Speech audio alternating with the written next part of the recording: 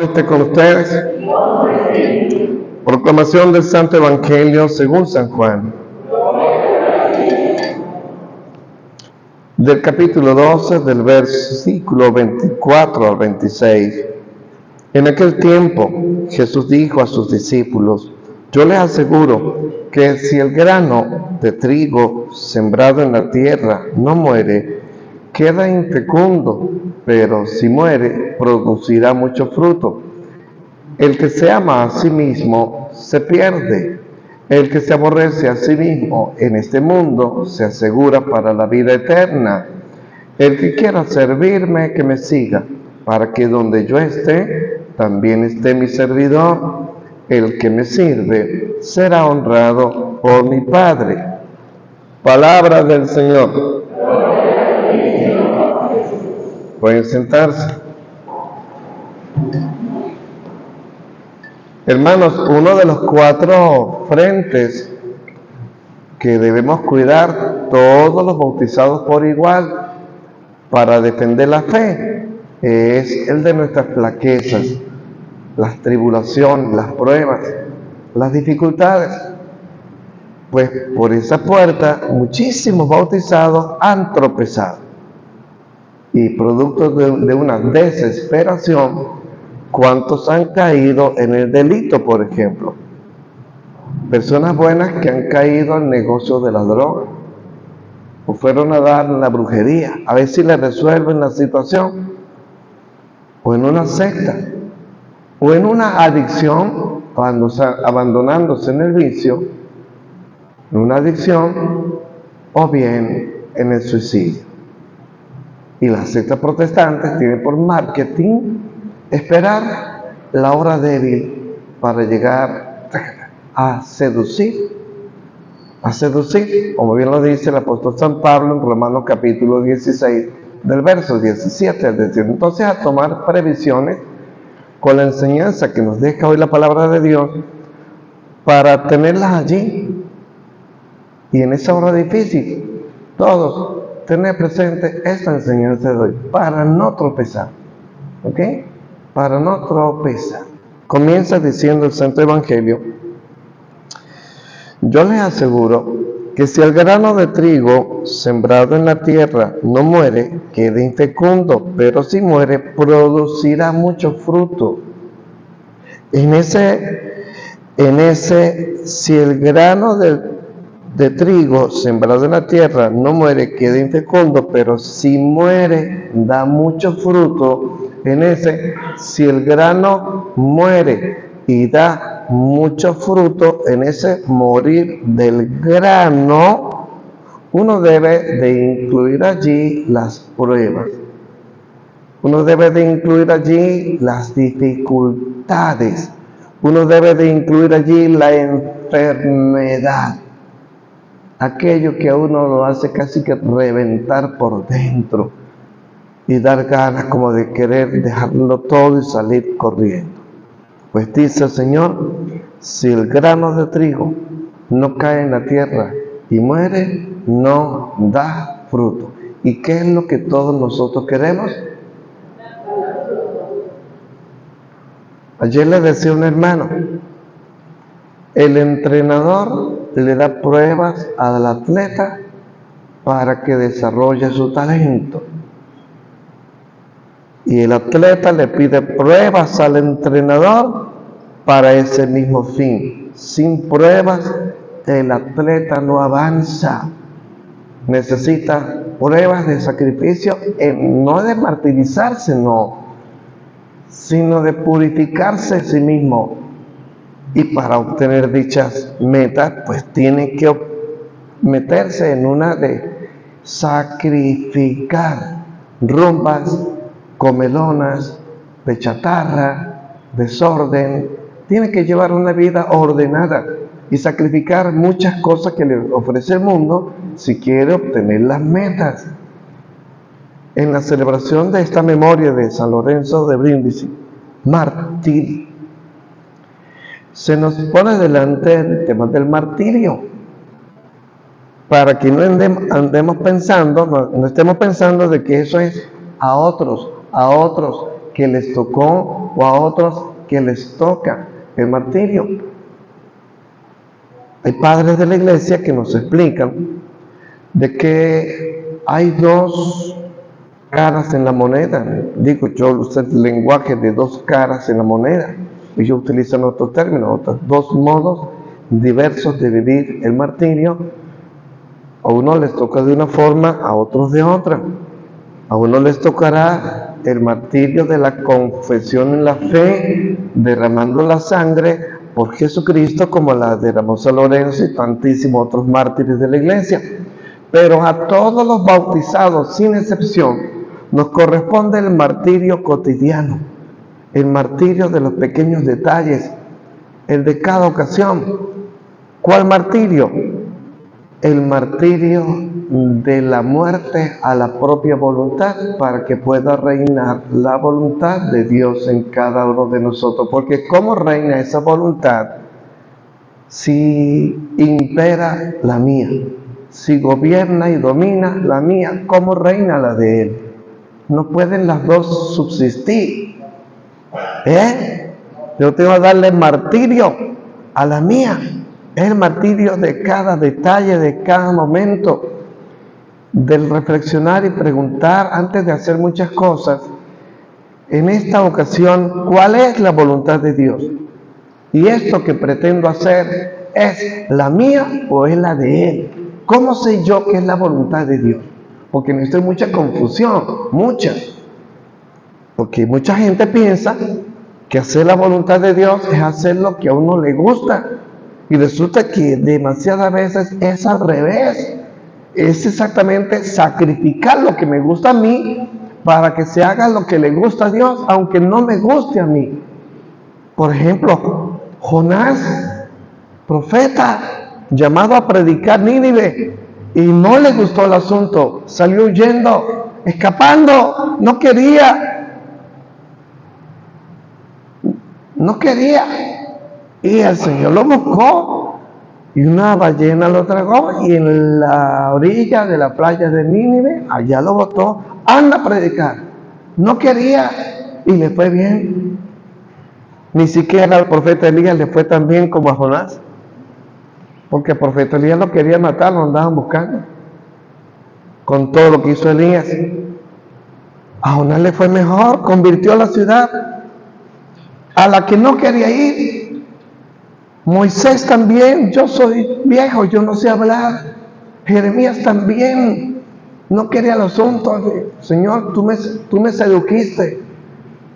Y al final hace lo que quiere Dios. San José, como todo hombre normal, quería tener hijos con esa mujer, María. Esos eran los planes de él, normales, de todo hombre. Y Dios le dice, sacrifica lo que quieres tú para que hagas lo que te pido yo. Vas a cuidar a esa mujer y a ese niño, y con ella hijos no vas a tener. Y sacrificó lo que él quería para hacer lo que quiere. Ese es el martirio que a todos nosotros nos corresponde hacer diariamente. Ese es el martirio cotidiano. ¿Ok?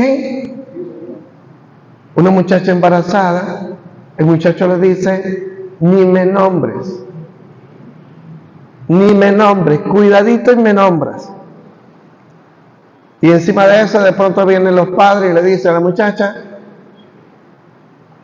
no nace, cuidadito, su muchacho no va a nacer, nosotros no cuentan, todos contra la muchacha. Pareciera que allí lo que hay que hacer es que el niño no nazca.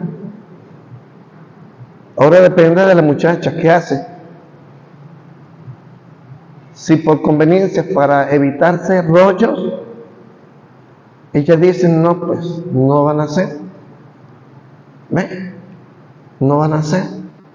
Pero si ella hace discernimiento de cuál es la voluntad de Dios, ¿cuál es la voluntad de Dios?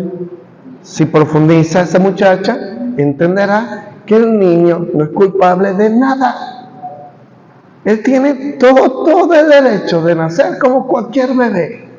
El niño no es responsable ni culpable. Entonces, tiene derecho a vivir. Y la muchacha, ya sé, la voluntad de Dios es que el niño nazca. Entonces la madre le dice a su bebé, no quieren que nazcas, Dios sí quiere y yo también, cuentas conmigo. Cuentas conmigo. Esa niña está viviendo el martirio y está viviendo el bautismo. El bautismo. ¿Qué consiste el bautismo? No es lo que el católico piensa en algo del pasado. Tiene una mentalidad de museo cuando le hablan de bautismo, cuando piensa sobre él. Bautismo, sí, mis padrinos. Bautismo, yo no recuerdo. Bautismo, yo no sé ni siquiera si estoy bautizado. Porque le hablan de bautismo y para atrás. ¿Qué pasa? El bautismo es el sacramento más cotidiano y con el que más nos vamos a encontrar y quizás el más difícil de todos. Pues entendamos bautismo desde la mente, la predicación y la palabra de Jesús. Lucas 12:50. Le dice Jesús a sus discípulos, tengo que recibir un bautismo y qué angustiado estoy hasta que no se haya cumplido. Caramba, qué angustiado estoy hasta que no se haya cumplido ese bautismo de hacer la voluntad del Padre, de ir a la crucifixión para nuestra salvación, sacrificar Él su voluntad y que reine en Él la voluntad del Padre.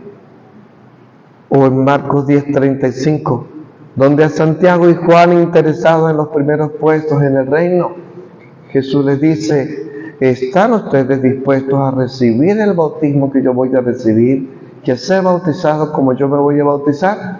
Sí, Señor. Jesús apunta el bautismo, ¿para atrás o para adelante? ¡Para adelante! Beber del cáliz que yo voy a beber, ser bautizado como yo me voy a bautizar. El bautismo es hacia adelante y viene a cada rato.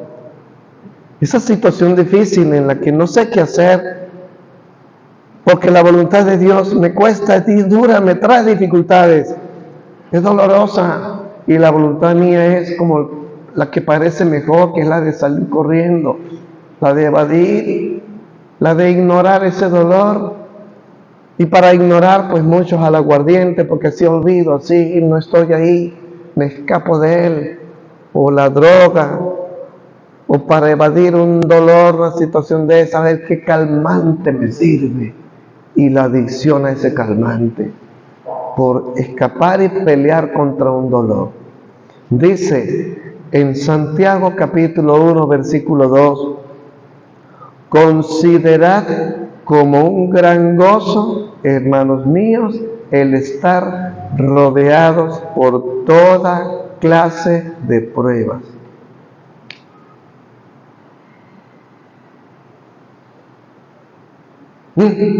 Consideradlo así. Los valientes en las pruebas, a quienes en Lucas 22, verso 28, el Señor les dice, ustedes son los que han perseverado conmigo en mis pruebas. Dice en Eclesiástico 34, verso 10, quien no ha pasado pruebas, poco sabe. Quien ha corrido mundo, es decir, quien ha corrido pruebas, posee gran destreza. Quien no ha pasado por pruebas, nada sabe. Quien ha pasado por muchas, pregúntale a él sobre las pruebas y te ayudará. Y te va a decir, el valiente, así es el cristiano. ¿Y el cobarde será cristiano? El cristiano es valiente. Al dolor le va por la calle del medio y lo ofrece. Dice en 2 Corintios, capítulo 4, verso 16,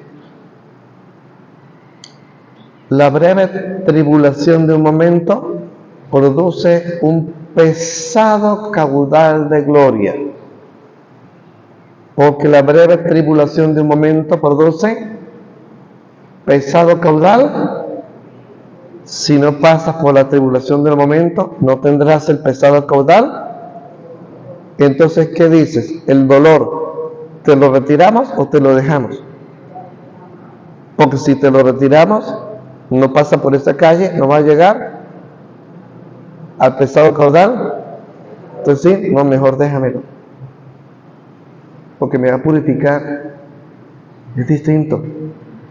El dolor, cuando es enfrentado, eso es más dolor todavía. Más dolor, porque lo que tomes para evadirlo te engaña, porque luego el dolor lo volverás a encontrar con las consecuencias de lo que dejó, lo que tomaste para liberarte de él.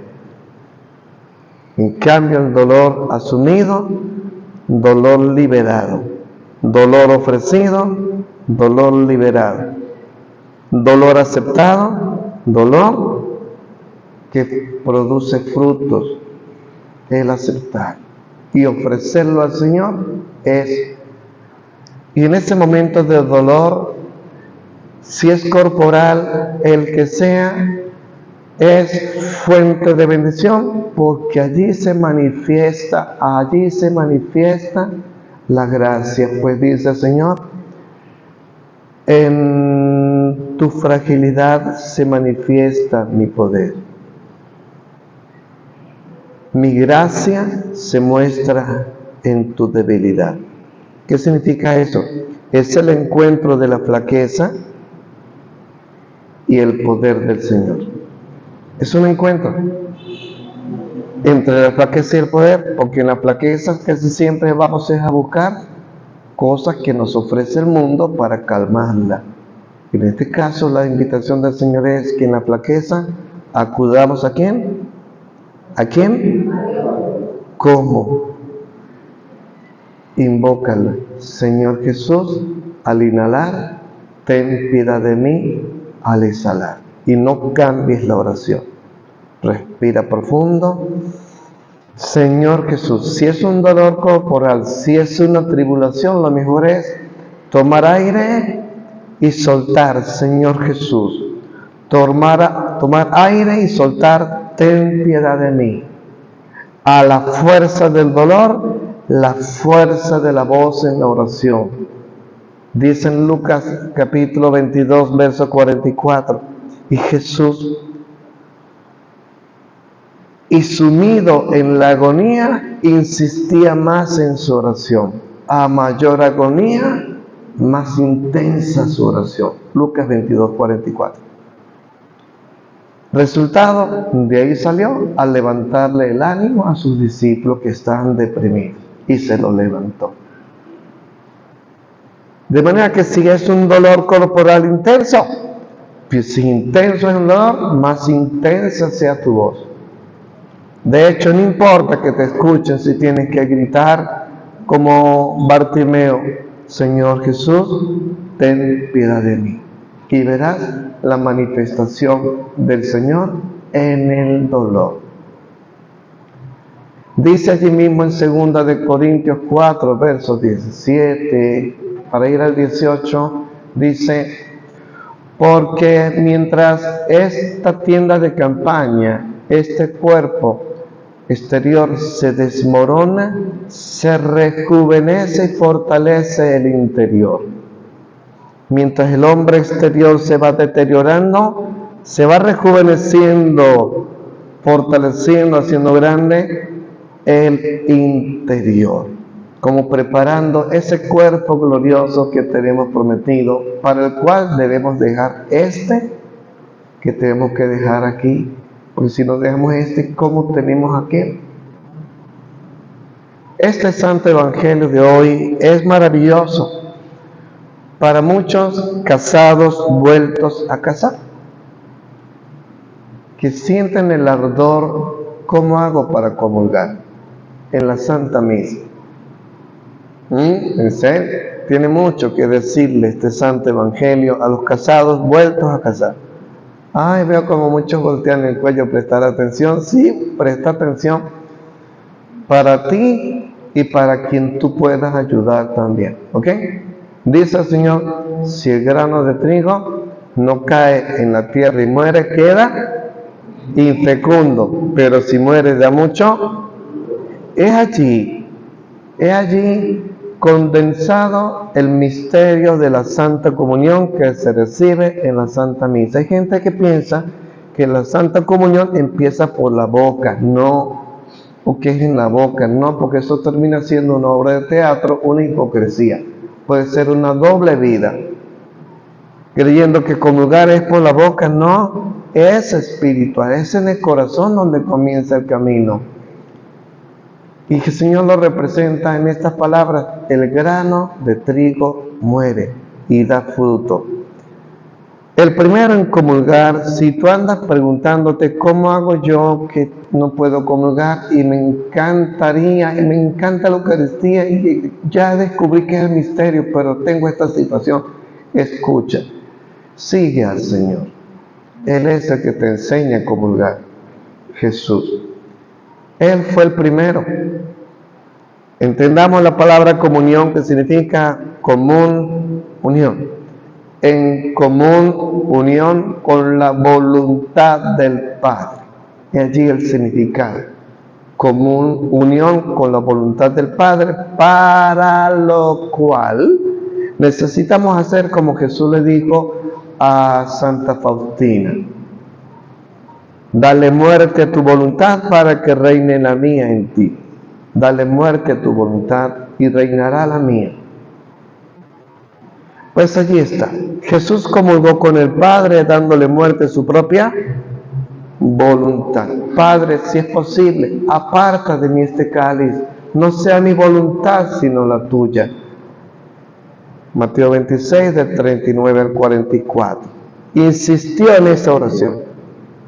Él es el grano de trigo que se dejó morir a sí mismo, morir para que todos tuviésemos vida mediante su muerte. Ahí está el misterio, que nosotros hagamos igual.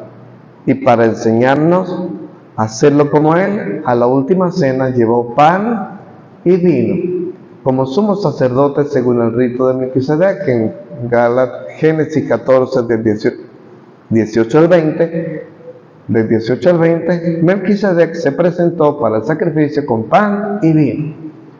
Pan y vino, ¿por qué? Porque allí está el espejo de la Santa Comunión. Pan, muchos granos de trigo, donde cada granito de trigo se dejó triturar, morir, desaparecer, para con los demás granos de trigo ser pan, un ser, la unidad, un cuerpo. Vino, muchos granos de uva, donde cada grano se dejó pisar, triturar, morir, humillar, desaparecer, para con los demás granos de uva un solo cuerpo, el vino. Todos nosotros, apellidos diferentes, familias distintas, pasados distintos, profesiones diferentes, gustos distintos, granos de trigo, pero que cada grano deja triturar su propia voluntad por la voluntad del Padre, para con los demás que son diferentes ser un solo cuerpo, la Iglesia, que es el cuerpo de Jesucristo. Así se forma el cuerpo de Cristo, con la santa comunión de cada quien, dándole muerte a su propia voluntad para que reine la voluntad del Padre. Ahora vamos al terreno práctico, para quienes busquen. Yo, que no puedo comulgar, ¿cómo hago? ¿Por dónde empiezo? Por lo práctico. Y a cada rato, desde que empieza el día hasta ir a dormir, tenemos por doquier ocasiones para vivir esa comunión que empieza es por el Espíritu. Va a haber quien llega tarde al trabajo para comulgar, ¿qué tiene que hacer? Dale muerte a tu voluntad y pregúntate en ese caso, ¿cuál es la voluntad de Dios? Llegar a la hora, pues llegue la hora y empieza a vivir la Santa Comunión. Que en el sitio de trabajo acostumbras a agarrarte lo que no es tuyo y llevártelo para la casa. El robo de bienes públicos. Pues ¿qué será comulgar ahí? ¿Qué será darle muerte a la propia voluntad? Ser el grano de trigo que muere para dar mucho fruto. Pregúntate cuál es la voluntad del Padre. Y una vez que la encuentres, practícala. Y empiezas a vivir la Santa Comunión. Quien de 10 palabras suelta 10 groserías. ¿Qué será comulgar allí? Desaparece esas 8 groserías de las 10 palabras. Habla bien. Y las cosas cambian. Si en la casa hay conflicto porque tu esposa dice que no se puede hablar contigo, porque le gritas 2 cosas y en eso la callas, ¿qué será allí comulgar? ¿Qué será? Cierra el pico y deja que hable tu mujer. Y escúchale. Hasta que diga, ay, por fin, gracias que me pudo escuchar. Eso es comulgar. Eso es comulgar. Si viene un ataque, una tentación de masturbarse, de hacer lo mismo de siempre, ¿qué será allí hacer la voluntad de Dios? Haga discernimiento. Pregunta, oriéntate.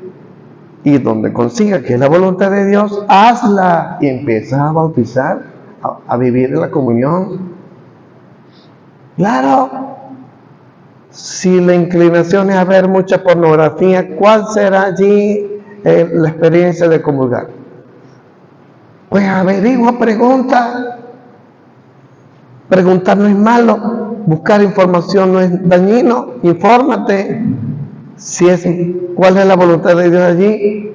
Y si la voluntad de Dios, la que vas a encontrar es que el cuerpo no es para la fornicación, y otras más, pues ¿qué es lo que tienes que hacer para comulgar?